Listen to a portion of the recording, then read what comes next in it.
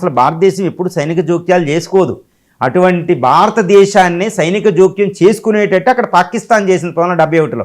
అప్పుడు ఇందిరా ఇన్వాల్వ్ అయ్యి బంగ్లాదేశ్ అవతరణకి ఎటువంటి చర్యలు తీసుకుందో అటువంటి 1971 పరిస్థితులు ఈరోజు మళ్ళీ బంగ్లాదేశ్లో రిపీట్ అయ్యాయి, మళ్ళీ పునరావృతమయ్యాయి. కాబట్టి మోడీ ఈరోజు 1971లో ఇందిరాగాంధీ తీసుకున్నటువంటి సైనిక చర్య, అప్పట్లో మానిక్ షాని పంపించి అక్కడ సైనిక చర్య తీసుకున్నట్టు ఈరోజు ఇండియన్ ఆర్మీ మళ్ళీ బంగ్లాదేశ్లోకి వెళ్లాల్సిన అవసరం ఉందా అంటే ప్రస్తుత బంగ్లాదేశ్లో పరిస్థితులు చూడాలి. 1971 పరిస్థితులు ఇప్పుడు ఇలా ఉన్నాయి.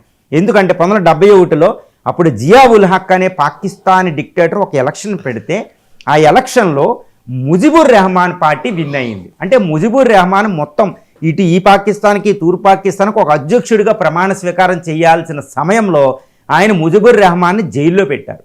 ఎందుకంటే తూర్పు పాకిస్తాన్ అంటే బంగ్లాదేశ్ నుంచి పాకిస్తాన్ కూడా అధ్యక్షుడు అవడం ఏంటి, ఇస్లామాబాద్లో ఆయన ఒప్పుకోలే.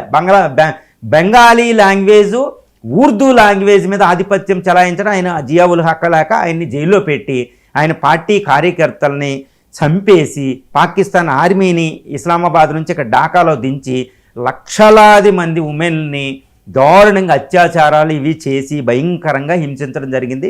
లక్షలాది మంది చనిపోయారు. దాన్ని తట్టుకోలేక బంగ్లాదేశ్ నుంచి 1 కోటి మంది కాందిశీకులు